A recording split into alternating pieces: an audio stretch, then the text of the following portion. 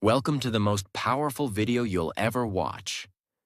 Not because it has fancy words or magic tricks, but because this video is about you and the battle inside your own mind. Let me ask you, have you ever felt like your brain is working against you? Like you're trying to be positive, but your mind keeps dragging you back into pain, fear, or regret? Have you ever smiled in front of everyone while screaming inside your head? Have you ever laid in bed at night, thinking the same painful thoughts again and again, and you whisper to yourself, "Why can't I just stop thinking like this? Why do I always feel so low even when everything seems fine? What's wrong with me?" Let me tell you the truth. There's nothing wrong with you. You're not weak. You're not broken. You're not crazy. But the way you were taught to think, that's broken. That's the enemy. That's what we will fix. This video is going to show you how to stop negative thoughts and feelings forever. And we won't do it by reading motivational quotes. We'll do it by understanding the mind, step by step. We'll break the old beliefs. We'll replace the lies in your head with powerful truths. And we'll give you the tools to take control. For the first time in your life, you won't just understand how to stop negativity. You'll also understand how your mind works, how to reprogram your emotions, and how to build a new version of yourself, starting today. And yes, if you're learning English, this video will help you too, because everything is explained in simple, powerful English, using real examples and emotional storytelling.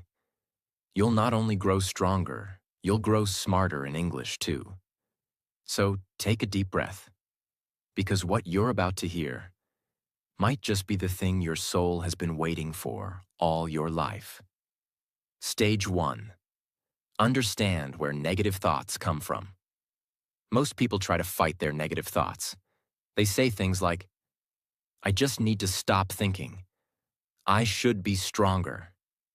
I should be happy." But they're fighting the wrong battle. You see, negative thoughts are not random. They don't come from the outside world. They come from inside you, from a place called the subconscious mind. And here's the shocking truth. 95% of your thoughts, feelings, and behaviors are controlled by your subconscious mind. That means you are only truly conscious for 5% of your day. Let me explain. What is the subconscious mind? Your subconscious is like a recording machine. From the moment you were a child, it recorded everything. The way your parents talked to you, the way your teacher reacted when you made a mistake, the way people treated you when you failed, the fear in your mother's eyes when there was no money, the pain of being laughed at, ignored, or rejected. All of it was recorded, silently, without permission. And now, when you grow up, those recordings become your thoughts. So when you say, "I'm not good enough. I always mess things up. I'll never be successful. Nobody really loves me," that's not really you speaking. That's your subconscious replaying old memories. Example. Let me tell you about Daniel. He's 26, smart, kind, funny. But every time he starts something new, a job, a relationship, a project, he quits. Why? Because every time something goes wrong, a voice in his head says, "You're just a failure. Why even try? You'll embarrass yourself again. You're not made for this." And Daniel believes that voice.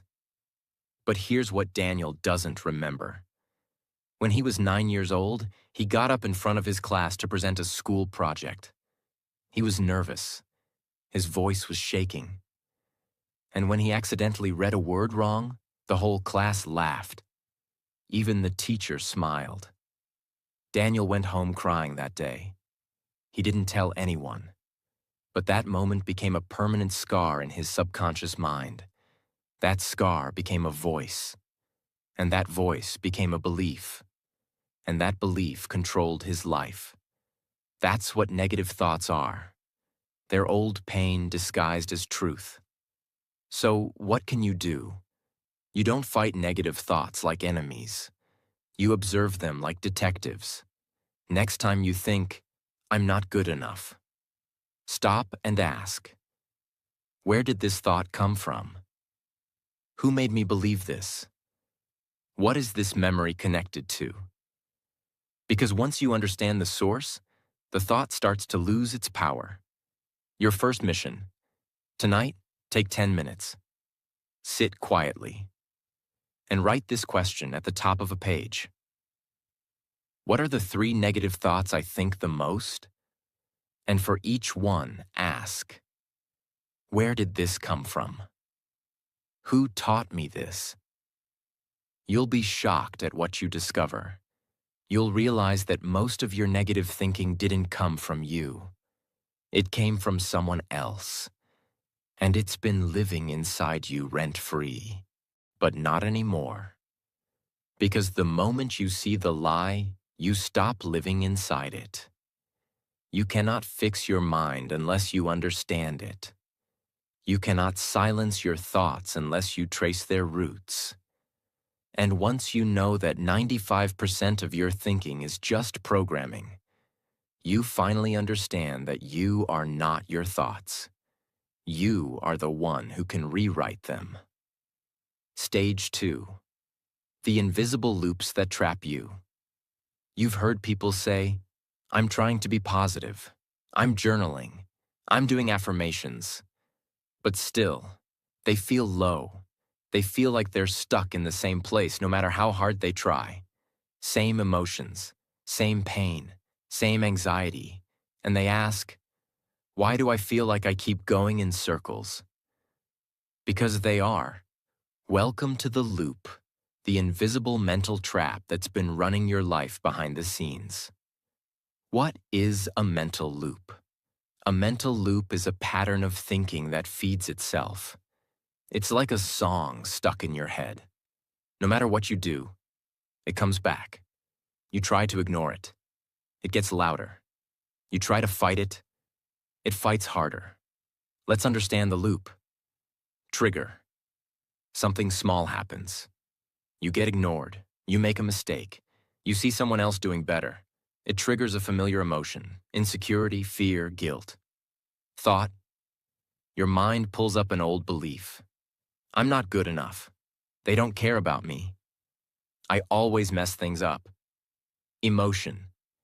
You feel pain, again.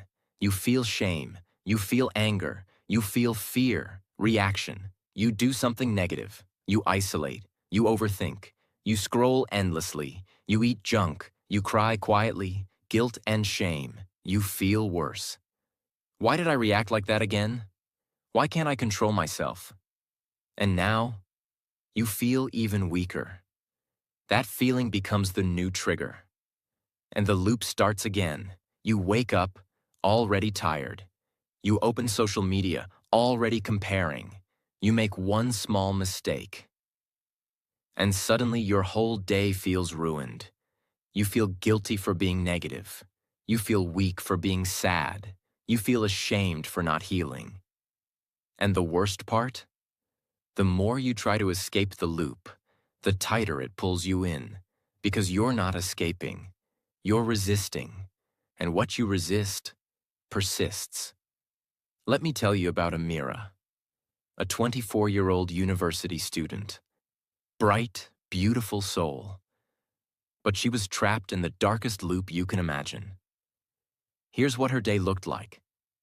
Wake up and look in the mirror. My face looks tired. Why am I so ugly? Go to university and see others laughing together. Why don't I have friends like that? Maybe I'm just not likable. Try to focus in class, but one small mistake in front of others. Great, now they think I'm stupid. Go home, open Instagram. She's so pretty, she's so confident. Look at her boyfriend. Lay in bed at night and cry, but quietly, so no one knows. And here's what's tragic. None of these things were real threats. They were mental traps. But Amira's loop was so tight she didn't even realize it was a loop. She thought it was reality. The loop makes you believe that the pain is your fault. It makes you feel ashamed of being emotional, guilty for feeling broken, weak for needing help. So instead of escaping the loop, you build a home inside it. You start saying, "This is just who I am. I'm just a negative person. I'll always be like this." And that is how people stay stuck for years. You don't break a loop by fighting the thought. You break the loop by breaking the pattern. That means interrupting the cycle at the weakest point. So what's the weakest point? The reaction. Let me explain. You can't always control the trigger. You can't always stop the thought. You can't immediately change the emotion. But you can always choose your reaction. Let's go back to Amira. She kept reacting to her thoughts with tears and scrolling. One day she learned something simple from a therapist. When the thought comes, don't respond, don't feed it. Just say, interesting thought, and walk away. So the next morning, when she looked in the mirror and the voice said, "You look terrible," she didn't cry, she didn't argue, she didn't say anything. She smiled, a fake one at first, and whispered, interesting thought. She made a cup of tea. She played one happy song. She wore earrings. She went to class and made eye contact with someone. She said, "Hi." That day, the loop broke. Not fully, not forever, but for that moment, she won. And one moment of winning creates another. Tonight, write this down. What is one loop I live inside every day? What's the trigger? What's the thought? What's the emotion? What's the reaction? Then write one thing you'll do differently next time the trigger comes. Something small, something kind, something real. It can be this simple. Instead of hiding, I'll talk to one person. Instead of scrolling, I'll walk outside. Instead of saying I'm a failure, I'll say I'm learning. Because even a tiny interruption breaks the machine. You're not weak. You're not lazy. You're not doomed. You're just trapped in a pattern, a loop you didn't even realize existed. But now, you know. And knowing is power. Because when you can see the loop, you can step out of it. Stage 3. Stop feeding the enemy inside. Most people are trying to stop negative thoughts, while at the same time, they're feeding the very things that create them. It's like drinking poison every morning and wondering why you feel sick all day. Let me say this clearly. You cannot heal your mind if you keep feeding it junk. You cannot stop negativity if your lifestyle is designed to create it. This is the stage where we clean the soil, because no seed of happiness can grow in polluted ground. Let's break it down. Imagine your mind is a beautiful, open garden. Whatever you plant there grows. Whatever you water becomes stronger. Whatever you allow in becomes part of your reality. So now ask yourself, what are you planting every morning? What are you watering with your thoughts and attention? What kind of mental garbage are you leaving in your garden? If all you feed your mind is fear-based news, toxic social media, fake perfection, drama videos, gossip reels, sad love songs, dark, depressive thoughts, then what do you expect your mind to produce? Joy? Peace? Motivation? Impossible. You're asking your mind to grow flowers in toxic soil. Let me show you a metaphor that will hit you hard. Imagine there's a room with a giant black mirror on the wall. And every morning you go into this room and stand in front of that mirror. But here's the catch. This mirror doesn't show your real face. It shows your biggest insecurity. It magnifies your worst fear. It whispers your deepest pain. You still look into it. Every morning, every night. You let that mirror define how you feel. And you never question it. That mirror is your phone. That mirror is the reel that says you're not successful. The photo that says you're not pretty enough. The video that says you're behind in life. The comment section that says you'll never make it. And the worst part? You chose to look into it. You chose to keep that mirror in your pocket, next to your pillow, inside your life. And you wonder why your mind feels broken. It's because you've been feeding the enemy inside. With your time, your energy, your attention. The three main ways people feed negativity without realizing. 1. Information overload, digital poison. You scroll for 2 hours and remember nothing. But your brain remembers everything. Even if you say, I'm just watching for fun. I don't take it seriously. Your subconscious is recording, her face is perfect, mine isn't. He's successful, I'm behind. That couple looks happy, I'm lonely. That guy bought a new car, I'm broke. You don't feel it instantly. But after 10 days of this, you feel tired, insecure, empty. Not because of your life, but because of what you consumed. 2. Toxic repetition. Songs, reels, drama. Music is powerful, but what are you repeating into your head? You broke my heart. I'm not good enough. Nobody loves me. I want to disappear. You hear these lyrics and say, it's just a song. But your brain doesn't understand just. It only understands what you feed it repeatedly. Repetition is programming. And most people are programming themselves to be depressed. On autoplay. 3. Mental diet, what you talk about daily. Your conversations shape your emotions. If every day you talk about what you hate, who betrayed you, why life is unfair, how everything's going wrong, then what are you feeding your brain? Negativity becomes your default language. Let me tell you a different kind of story. There was a glass of clear, pure water sitting on a table. It was peaceful, it was clean, it was balanced. One day, someone came and dropped one drop of black ink in it. The water changed a little, but still looked okay. Next day, another drop, then another, and another.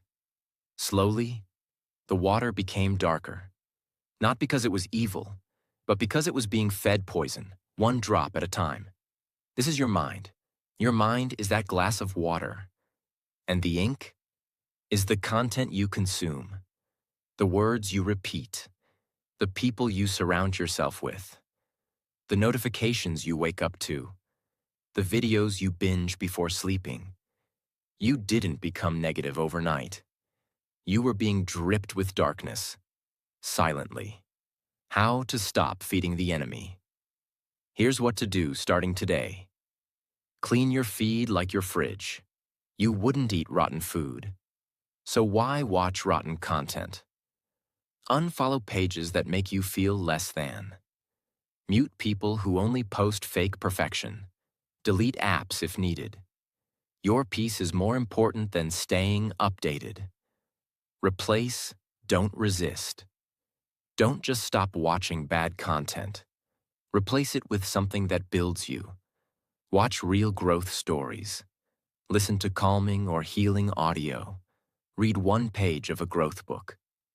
Listen to people who speak truth, not just noise. Morning and night detox.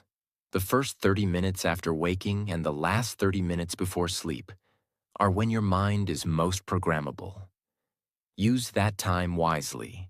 Don't scroll. Don't open reels. Don't start your day with comparison or chaos. Instead, breathe. Write 3 things you're thankful for. Speak one powerful sentence to yourself.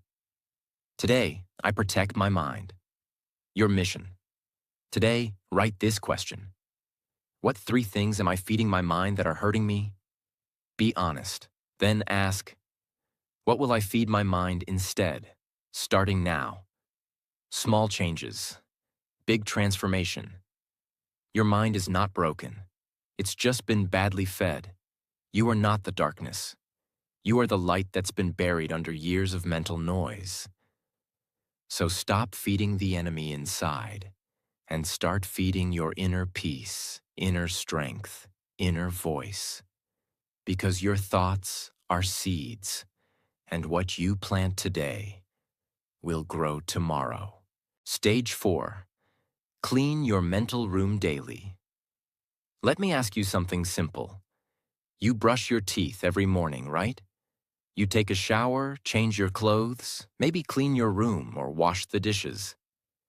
Because if you don't, your body smells, your home gets dirty, and you feel uncomfortable. But when was the last time you cleaned your mind? Not your Instagram, not your bookshelf, not your to-do list. I'm talking about the inside of your head, the mental space where you actually live. Because here's the truth. You don't live in your house. You live in your mind, 24 hours a day. And if you don't clean that space daily, you will be living in a home that feels heavy, anxious, noisy, painful, confusing. Even if your outside life looks fine, inside you feel suffocated. So today, we clean, not once, not when we feel depressed, not when we break down, but every single day, like brushing your soul. Let me take you deep. Let's break a myth. Negative thoughts don't only come from trauma, they come from accumulation. Just like dust settles on your furniture even if you don't open windows, mental dust collects in your mind from life itself. A stressful conversation, a decision you're avoiding, a deadline you're afraid of, a future event you're overthinking, a compliment you didn't believe, a comment that felt wrong but you ignored it, a fear that entered your heart quietly, a judgment you made about yourself this morning. You didn't choose this, but it landed, and now it's in your space. So if you don't clean it, it piles up. Here's what happens when people don't clean their mental space. Stress builds up in layers, but you ignore it.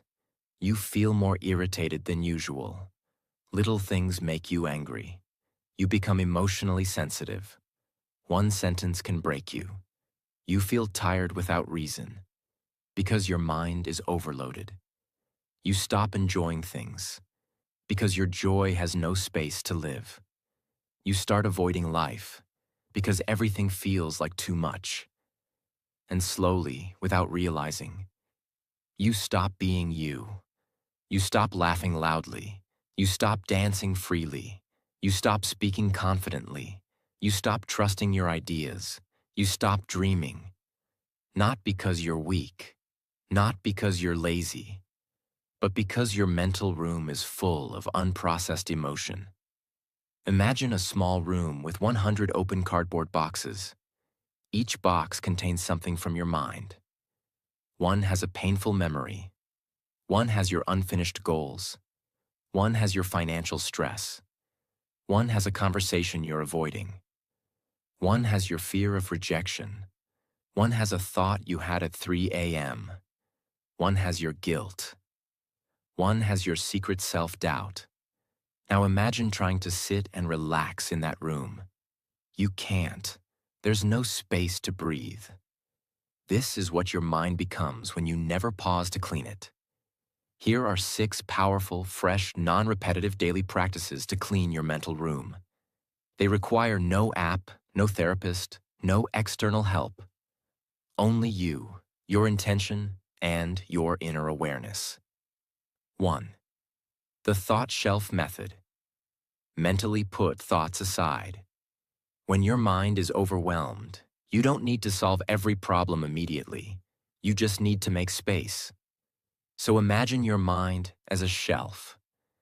And when a thought keeps repeating, you gently say, "This doesn't need to be solved right now. I'll place it on the shelf. It'll wait." You're not ignoring the thought. You're giving it a home so it doesn't float around. This stops your mind from replaying the same thoughts over and over like a broken CD. 2.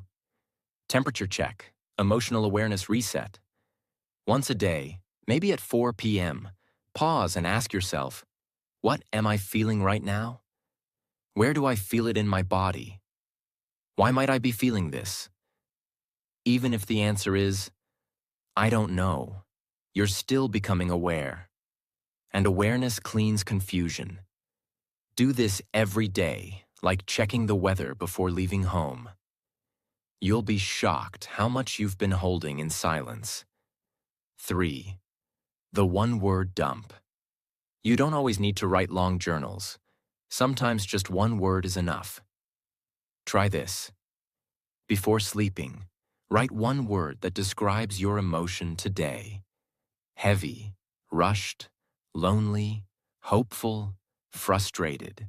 Doing this helps you identify your emotional clutter, because once you can name it, you can clean it. 4. 3-minute mental walkthrough. This is one of the most powerful cleansing tools.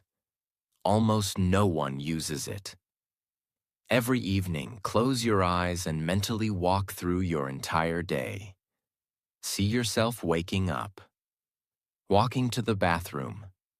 What were you thinking? What emotions did you feel during breakfast? Did someone say something that stuck in your mind? Where did your mood shift? This is not about overthinking. It's about noticing. Because when you notice, you release. When you name it, you drain it. Even 3 minutes of this can unload more emotional weight than hours of advice. 5. Speak to yourself like you're a child. Before bed, sit quietly and say one kind thing to yourself, as if you were speaking to a small, scared child. Say, "You did your best today. It's okay to feel tired.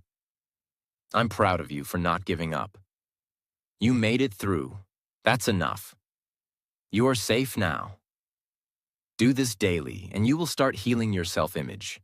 Because the most dangerous dirt in your mind is not fear, it's self-hatred. 6th micro-forgiveness exercise. Each day, choose one small thing to forgive. Someone who interrupted you.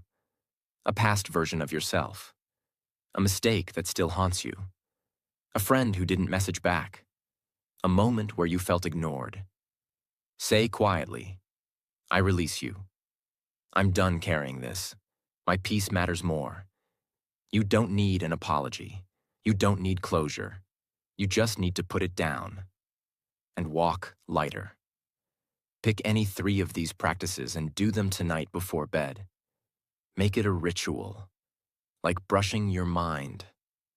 Because when your mental room is clean, you sleep deeper, you speak softer, you focus sharper, you feel freer, you dream bigger. You're no longer controlled by chaos. You're in control of your space. You are not too sensitive. You are not overreacting. You are not broken. You are simply overcrowded. And when something is too full, even a feather can break it. So make cleaning your mind a daily ritual. Not when you collapse. Not when you cry. Not when life forces you. Do it before it's too late. Do it because you deserve clarity. Do it because peace is not a gift. It's a habit. Stage 5. Replace, don't fight. Let me start with this truth. You will never win a war by screaming at your enemy. And you will never win peace by screaming at your thoughts. And yet, That's what most people are doing. They say, I just want to stop thinking negatively. How do I shut off these thoughts? I'm tired of this voice in my head. So, what do? They fight. They try to block the thought. They say, stop thinking this. Why am I like this? I shouldn't feel this way. But the more they fight, the stronger the thought becomes.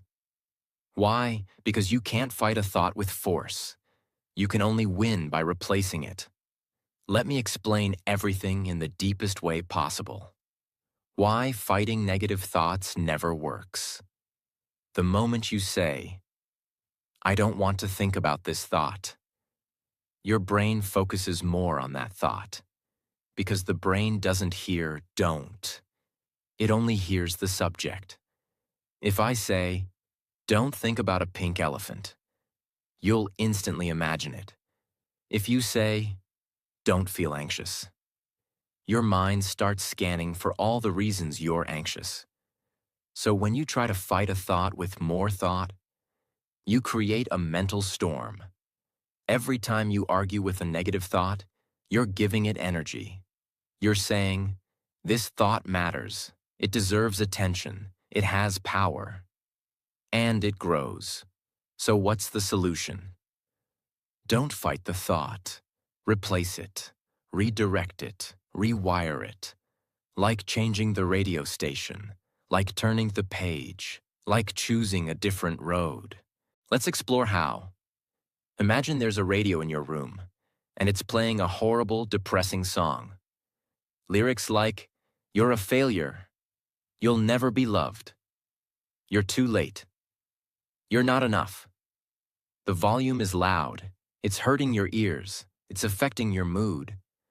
What do? Do you scream at the radio? Do you beg it to stop? Do you cry in front of it? No, that would be pointless. You either change the station, lower the volume, turn it off, play your own music louder. This is how replacement works. You don't beg your brain to stop. You give it a new direction.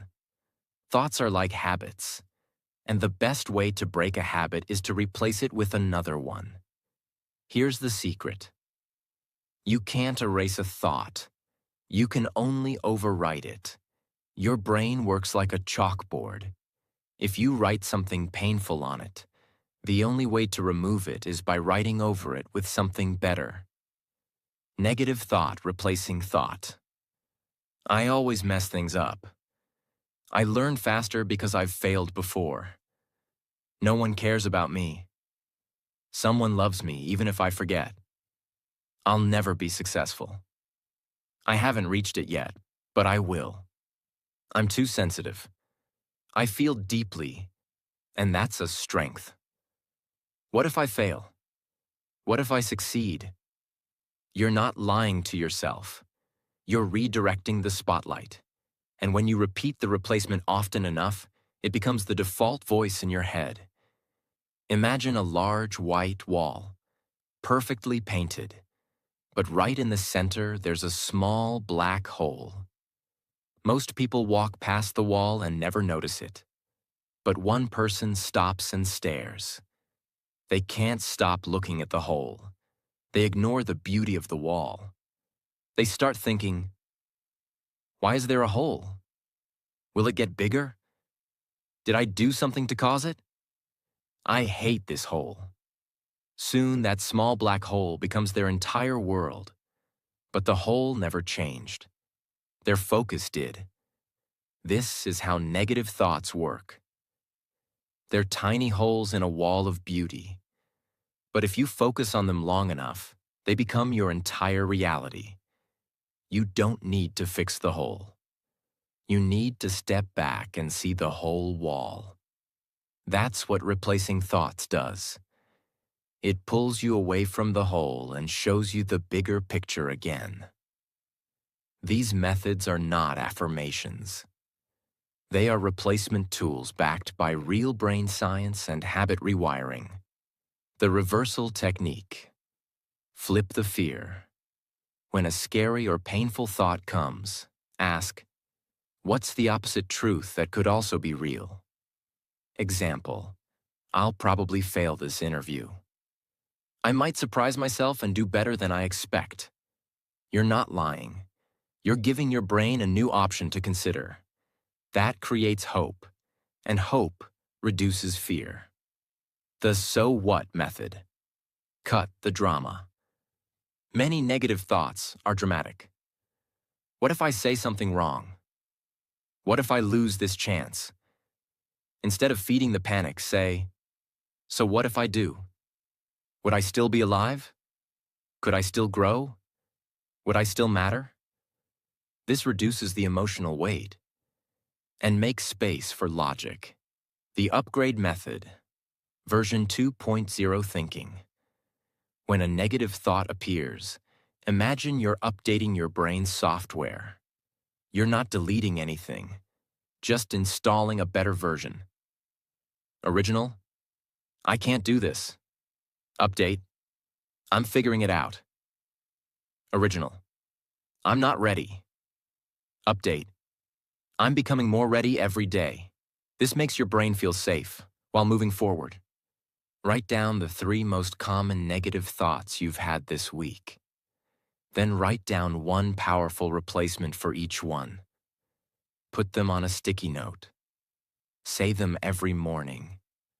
And repeat them anytime the old thoughts try to come back. Because your brain believes what it hears often. Train it. Don't fight it. You were not born to live with a storm inside your head. But you cannot stop that storm by screaming at it. You can only change the weather by changing the forecast. That means replacing fear with possibility, replacing shame with growth, replacing doubt with progress. Because your mind is not broken. It's just been playing the same tape for too long. And now, it's time to change the music. Stage 6. Talk to yourself like someone you love.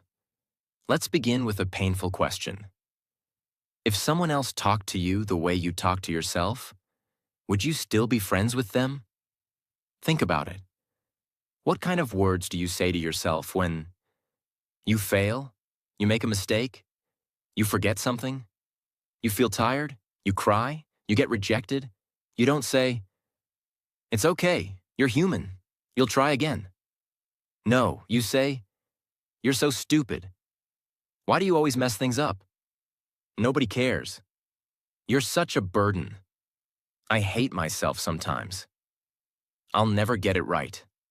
And the tragedy is, if someone else said that to you, even once, you'd probably walk away. But you say it to yourself every day, and you can't walk away from your own mind. So what happens? You live inside a house where you're constantly verbally abused by your own voice. Most people have an inner critic, but for some, it becomes an inner bully. That voice does not guide. It attacks. It says, you're always behind. You're not as good as them.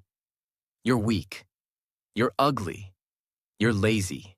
You deserve to be alone. Now imagine this scenario. A 7-year-old child comes to you.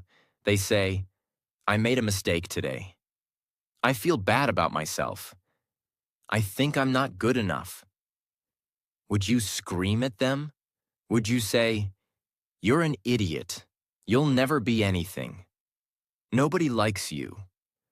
Of course not. You would hug them. You would look into their eyes and say, it's okay. We all make mistakes. You are still worthy. Let's try again tomorrow. So why don't you talk to yourself that way? Because somewhere along the way, you learn to treat yourself with cruelty instead of compassion. And that must change. Today.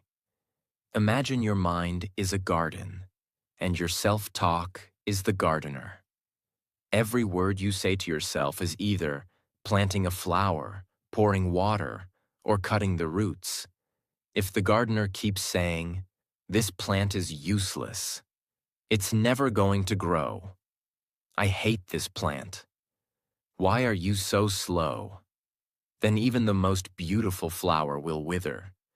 But if the gardener says, "You're growing slowly, but you're growing," it's okay if today was tough. You don't have to bloom every day. I believe in you. Then even the weakest plant finds the courage to stand tall again. Your self-talk is the water, the sunlight, the air of your inner world.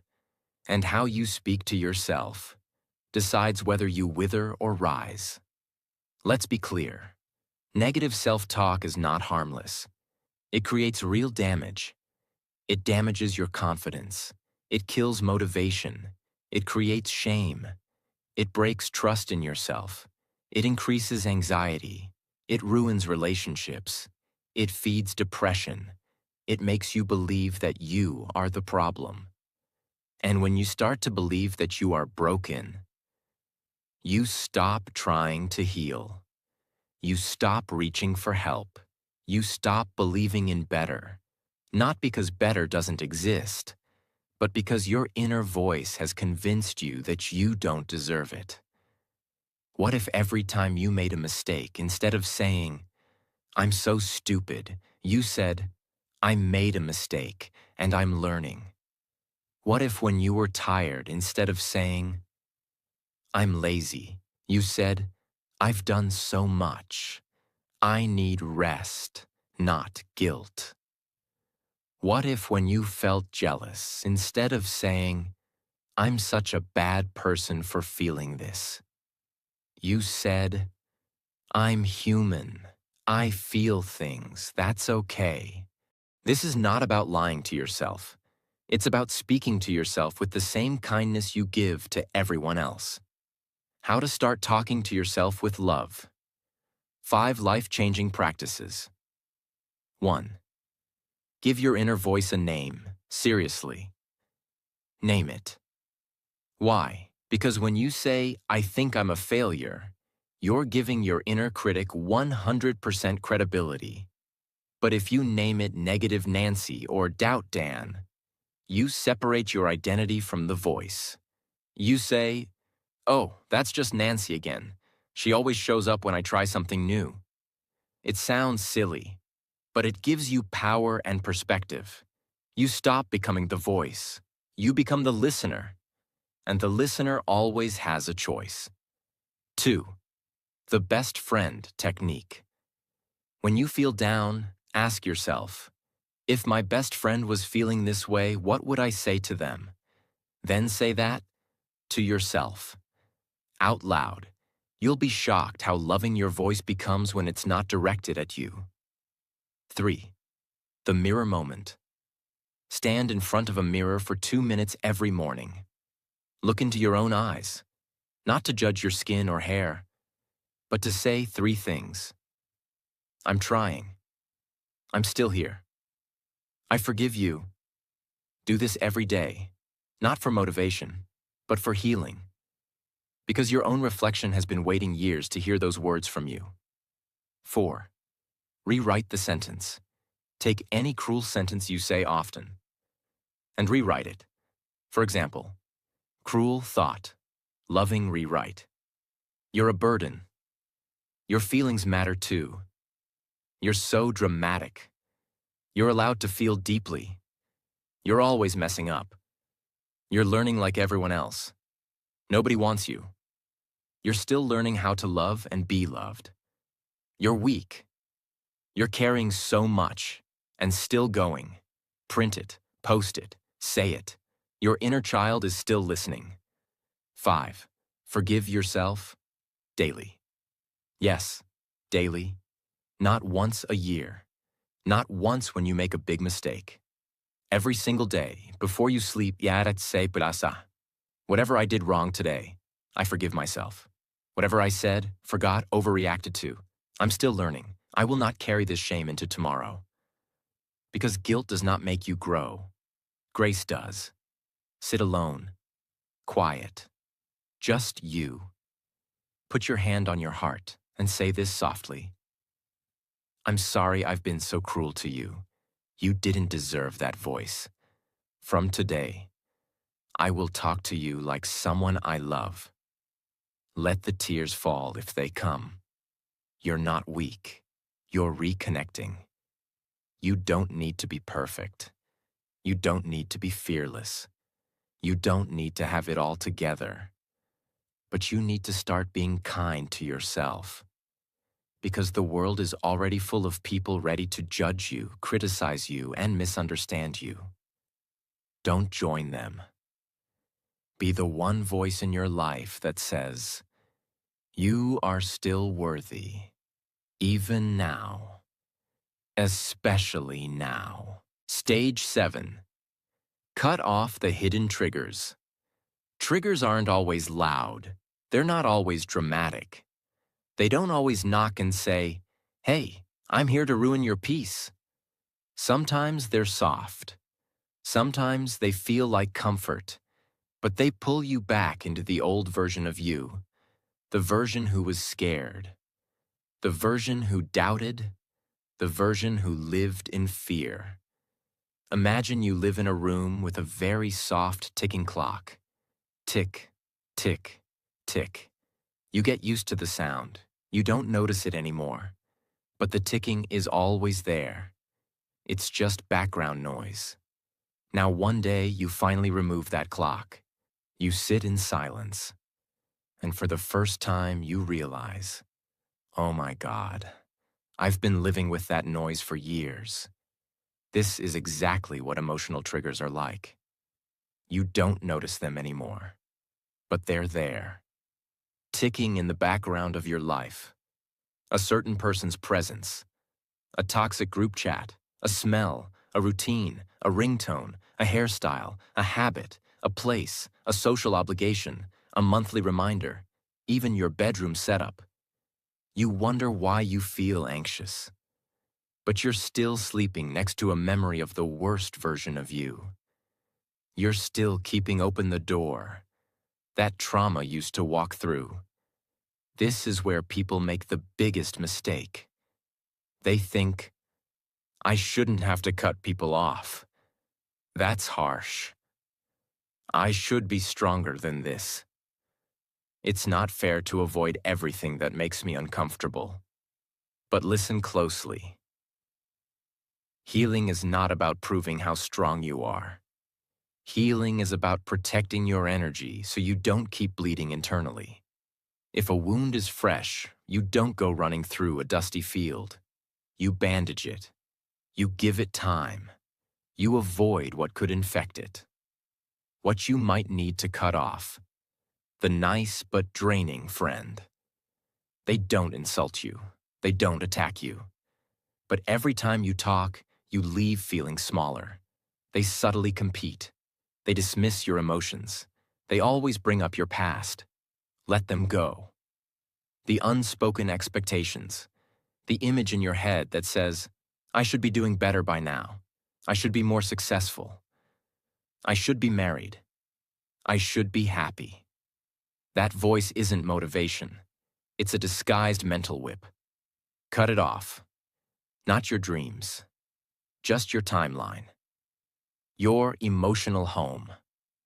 Some people live in anger, not because they like it, but because it's familiar.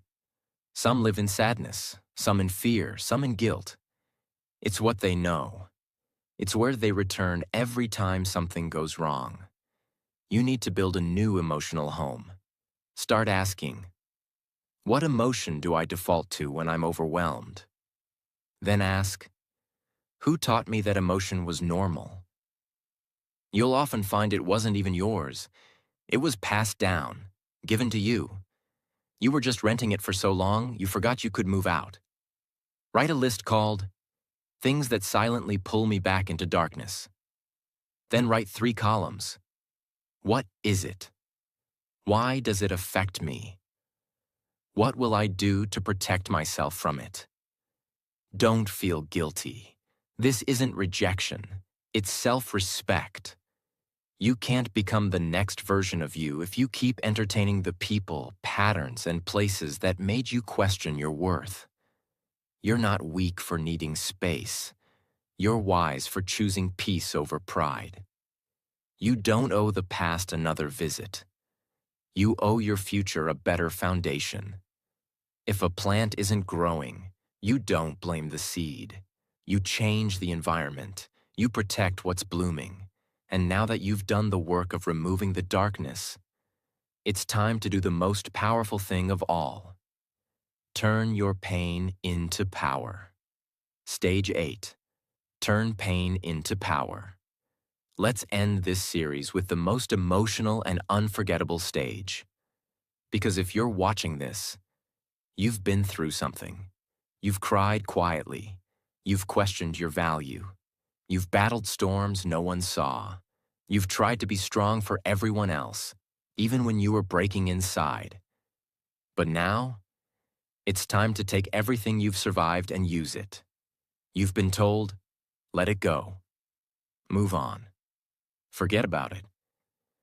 Don't think about the past. But healing doesn't mean forgetting. Healing means finding meaning inside what broke you. It means saying, that hurt me, but I'm still standing. And I will build something powerful from this. Pain doesn't have to be the villain of your story. Pain can become the starting point of your transformation. There's a beautiful Japanese art called kintsugi. When a ceramic bowl breaks, they don't throw it away. They don't try to hide the cracks. Instead, they repair it using gold. Yes, real gold. They fill the cracks with golden lacquer. So now, the bowl is more valuable, more beautiful, and stronger because it was broken. Your pain is the gold. Every tear you've cried, every lonely night, every betrayal, every fear, every fall. If you let it, that pain can become your wisdom, your strength, your story, your mission. How to turn pain into power.